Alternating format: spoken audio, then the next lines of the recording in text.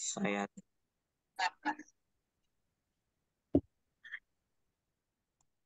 Assalamualaikum warahmatullahi wabarakatuh. Selamat malam, Pak Tatang, Pak Jani.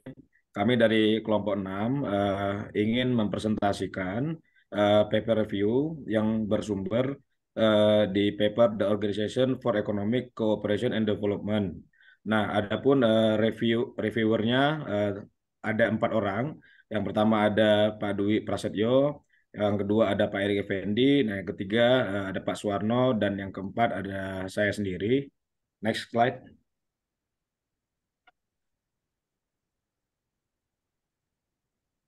Nah, adapun yang menjadi latar belakang pada studi kasus ini ada 4. Yang pertama itu tujuan, di mana tujuan tersebut untuk mengidentifikasi mekanisme yang dapat bertindak sebagai pendorong, hambatan, dan bauran kebijakan yang sesuai. Nah, yang kedua ada sistem yang diteliti, yaitu sistem sosio-teknoekonomi yang mencakup serangkaian pemangku kepentingan, institusi, infrastruktur, dan koneksi. Nah, yang ketiga ada inovasi, mana inovasi yang mendasar dalam sistem sosioteknis yang memenuhi fungsi sosial yang membawa perubahan baik pada komponen maupun arsitektur elemen terkait. Nah, yang keempat ada awal sistem, di mana industri kendaraan listrik adalah sistem yang muncul di Cina pada tahun 2001. Next. Nah, untuk topik pembahasan itu terbagi menjadi 5 bab. Yang pertama, bab 1 menjelaskan alasan pemilihan studi kasus. Nah, yang kedua, membahas karakteristik tahap perpindahan sistem. Yang ketiga, membahas mekanisme perpindahan dan hambatan dalam industri mobil listrik. Nah, untuk bab 4 itu membahas kebijakan dan langkah-langkah untuk kendaraan listrik dieksplorasi. Nah, untuk bab 5 itu membahas akhir pengembangan electric vehicle di Cina dalam 15 tahun terakhir. Next slide. Nah, kriteria pemilihan dalam studi kasus. Yang pertama itu kendaraan listrik dipandang dapat mengurangi emisi karbon dioksida dan polusi udara. Yang kedua, kendaraan listrik berperan penting dalam mengatasi krisis energi. Yang ketiga, mengembangkan kendaraan listrik memberikan Cina kesempatan untuk melompati pesaing globalnya. Yang keempat, perpindahan sistem transportasi kendaraan listrik mencakup serangkaian perubahan dan membutuhkan waktu panjang. Nah, yang kelima, keberhasilan hanya dapat dicapai melalui investasi publik dan swasta yang terpadu. Nah, yang keenam, pengembangan kendaraan listrik mencakup berbagai lapisan. Itu ada lapisan sistem teknologi sosial, industri, ekonomi, dan kebijakan. Next slide. Nah, karakteristik perpindahan perubahan sistem itu terbagi 3 jenis-jenis kendaraan listrik. Yang pertama, baterai electric vehicle, di mana kendaraan listrik ini yang menggunakan baterai sebagai penyimpanan energi listrik dan dikonversi menjadi energi mekanik oleh motor listrik. Yang kedua itu plug-in hybrid electric vehicle. Nah, kendaraan listrik hibrida yang pengisian baterainya dapat dilakukan dengan mencolokkannya pada sumber energi listrik di luar seperti jala-jala. Yang ketiga ada fuel cell vehicle. Nah, di mana kendaraan listrik yang menggunakan sel bahan bakar terkadang dikombinasikan dengan baterai kecil atau kapasitor untuk menyalakan motor listriknya.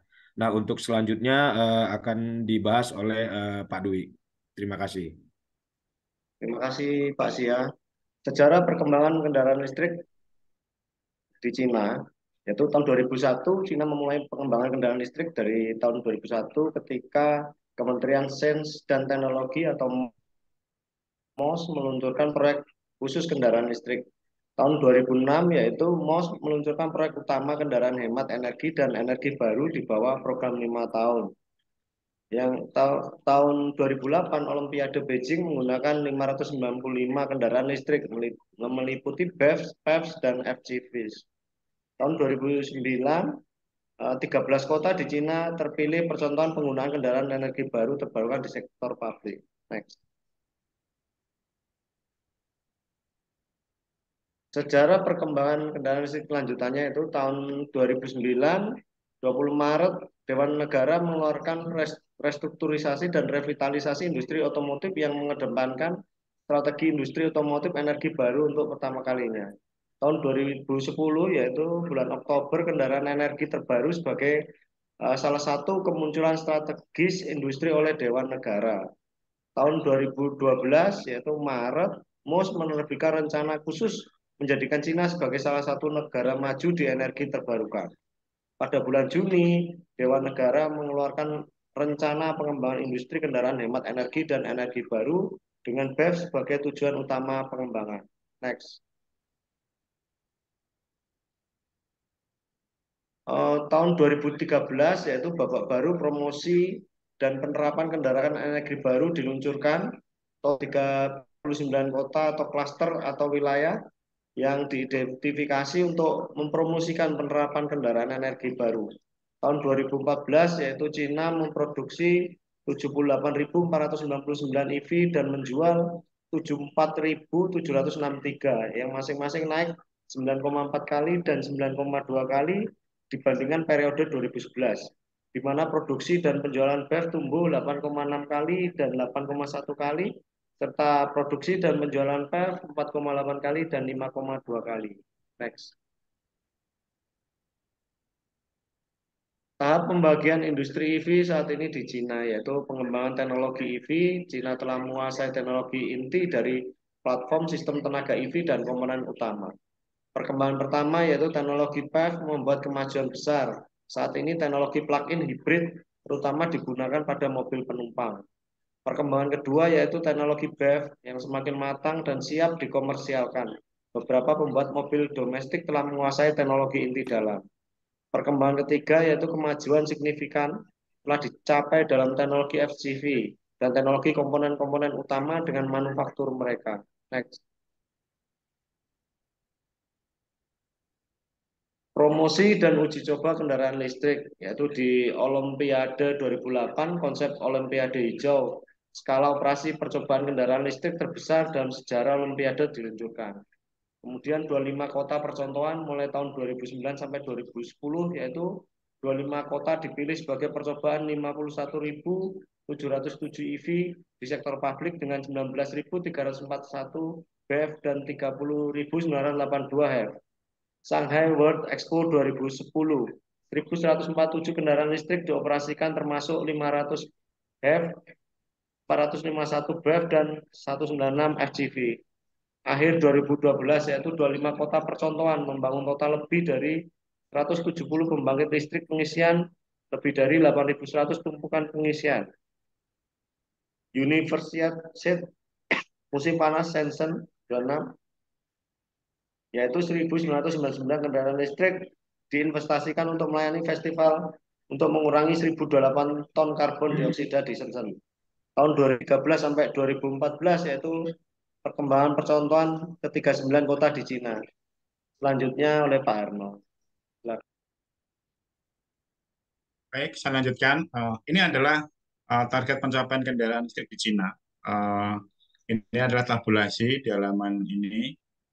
Target tahun 2013 sampai 2018. Ini pencapaian di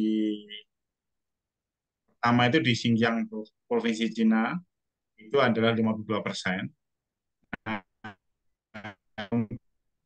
Target dan masih hampir 35.000, tapi pencapaiannya baru sekitar 4 ribuan, 14% dan masing 12%. Nah ini kalau kita lihat kota Hefei sama Shanghai juga sama. Kalau kita lihat rata-rata masih berkisar sekitar 9% ya. Yang paling besar ini sebenarnya tadi di Xinjiang provinsi sama di kota Hefei ya. Ini hampir di atas 50%. Kalau kota-kota lainnya rata-rata di data tahun 2014 belum masuk target signifikan. Selanjutnya,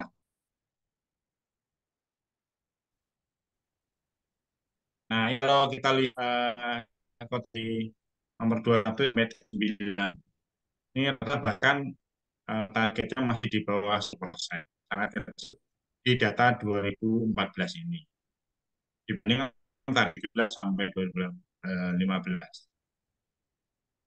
Selanjutnya,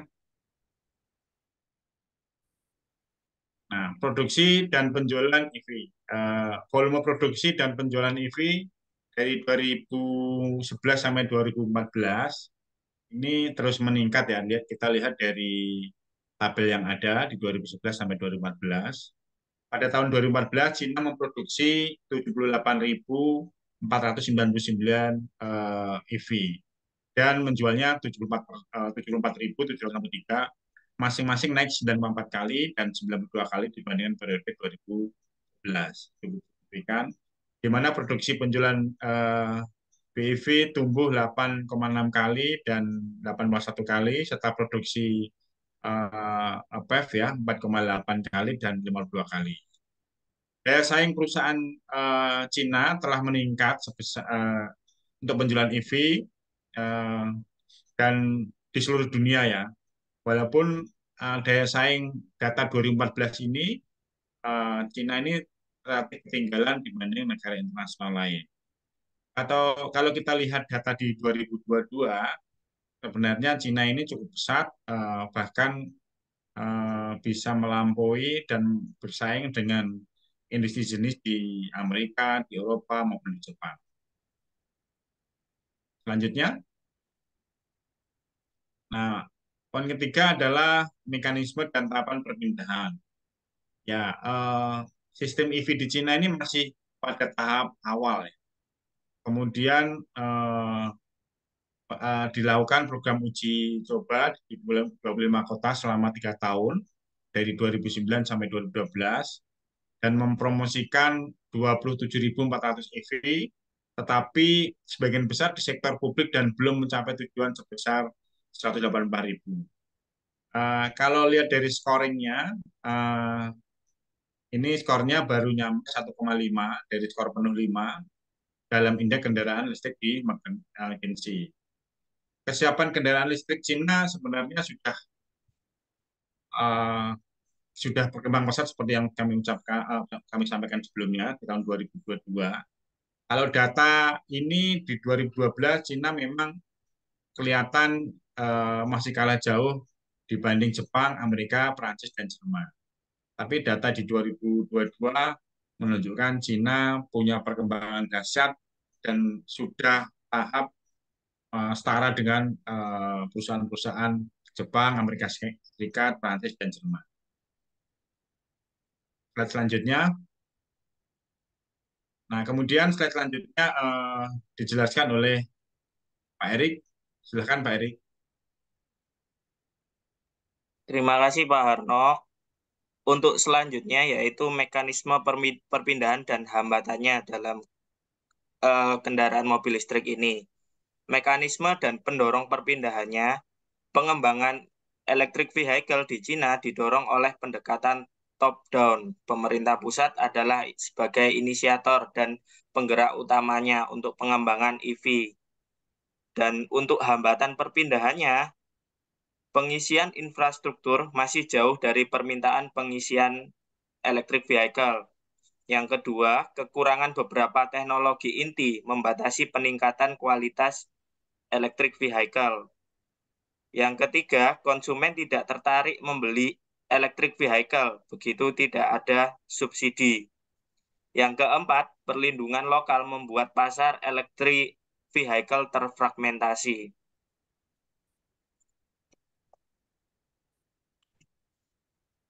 Untuk keempat, bab 4, yaitu strategi, kebijakan, dan pengukuran mobil listrik. Terbagi menjadi 4. Yang pertama, strategi pengembangan industri kendaraan listrik itu sendiri. Yang kedua, kebijakan dan tindakan dari sisi ketersediaan. Yang ketiga, kebijakan dan tindakan dari sisi permintaan. Yang keempat, struktur pemerintahan.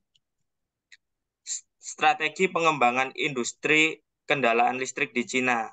Untuk peta rencana teknologi, yaitu saat ini prioritas harus diberikan untuk meningkatkan industrialisasi kendaraan listrik baterai dan kendaraan listrik hibrida plug-in. Untuk langkah-langkah pengembangannya, pengembangan electric vehicle di Cina dibagi menjadi 2 fase. Masa inkubasi industri pada tahun 2015 dan periode pengembangan industri dari 2016 hingga 2020. Dengan tujuan aspek-aspeknya adalah kemajuan besar dibuat dalam industrialisasi, peningkatan substansial dari kemampuan teknologi, dan jelas penguatan kapasitas dukungan sistem manajemen yang relatif baik. Untuk langkah-langkah strategisnya, rencana tersebut harus mengedepankan 5 langkah strategis utama untuk mempromosikan industrialisasi electric vehicle atau kendaraan listrik. Selanjutnya yaitu kebijakan dan tindakan dari sisi ketersediaan, terbagi menjadi 4 yang bisa kami petakan. Proyek R&D didukung di bawah program Science and Technology Nasional. MOS meluncurkan proyek besar kendaraan listrik di bawah program 863. Program 863 meluncurkan proyek utama terintegrasi sistem dan teknologi sebagai kunci kendaraan listrik. Untuk kredit pajak untuk pembuat mobil, perusahaan EV dengan status baru dan berteknologi tinggi berhak atas tarif pajak penghasilan sebesar 15% dan yang 10% lebih rendah dari tarif resminya. Dukungan pemerintah untuk komersialisasi kendaraan listrik dan komponen utamanya. Perusahaan electric vehicle yang mengimplementasikan proyek ini akan menerima 40% dari total penghargaan setelah proyek diluncurkan, 50% setelah evaluasi jangka menengah, dan 10% setelah proyek terrealisasi atau selesai. Dan untuk kebijakan selanjutnya yaitu hadiah untuk membebankan biaya konstruksi infrastruktur. Kota atau klaster kota dengan jumlah electric vehicle tertentu yang terdaftar akan menerima imbalan fiskal atau hadiah untuk sebagai pembeban pembangunan infrastruktur. Selanjutnya yaitu kebijakan dan tindakan dari sisi permintaan. Yang pertama, mendapatkan subsidi untuk pembelian EV. Konsumen yang membeli EV bisa mendapatkan subsidi dari pemerintah. Subsidi berjumlah 60.000 yuan, 50.000 yuan, dan 35.000 yuan. Serta kebijakan dan tindakan dari sisi permintaan. Yang kedua yaitu mendapatkan pengurangan pajak untuk pembelian EV. Pembelian BEV, PHEV, dan FCV akan dibebaskan dari pajak kendaraan dan kapal. Selanjutnya yaitu pengadaan publik. Kementerian dan lembaga pemerintahan pusat akan memimpin pembelian BEV, PHEV, dan FCV. Yang keempat yaitu menetapkan standar untuk kendaraan listrik. Saat ini Cina telah menetapkan sistem standar EV yang pada dasarnya baik dengan 78 standar EV yang akan diterbitkan. Dan selanjutnya yaitu untuk struktur pemerintahan, Dewan Negara akan disetujui oleh komite bersama antar kementerian untuk pengembangan industri mobil hemat energi dan energi baru yang dipimpin oleh MIT dan termasuk 17 kementerian lainnya. Komite bersama akan memperkuat pembinaan makro industri otomotif energi baru, khususnya industri EV, memfasilitasi implementasi kebijakan terkait, dan berkoordinasi dengan isu-isu besar terkait pengembangan industri di kendaraan listrik. Mekanisme tersebut dapat menghindari konflik ukuran kebijakan dari kementerian yang berbeda dan meningkatkan kompatibilitas kebijakan. Yang terakhir yaitu lesson learned atau pembelajaran dari paper review ini. Yang pertama, perkembangan industri EV di Cina mengadopsi model top-down dan intervensi pemerintah telah memainkan peran penting dalam transisi ini. Yang kedua, kerangka kebijakan yang matang yang mencakup kebijakan sisi penawaran dan kebijakan sisi permintaan sangat penting pada tahap awal transisi sistem electric vehicle. Yang ketiga, harus ada keseimbangan antara peran pemerintah dan mekanisme pasar. Dan yang terakhir yaitu koordinasi antar kementerian harus diperkuat untuk meningkatkan transisi di kendaraan listrik, industri kendaraan listrik. Dan daftar pustaka sebagai berikut. Sekian dari kelompok kami untuk paper review kendaraan listrik di Cina. Saya akhiri, kurang lebihnya kami mohon maaf. Wassalamualaikum warahmatullahi wabarakatuh.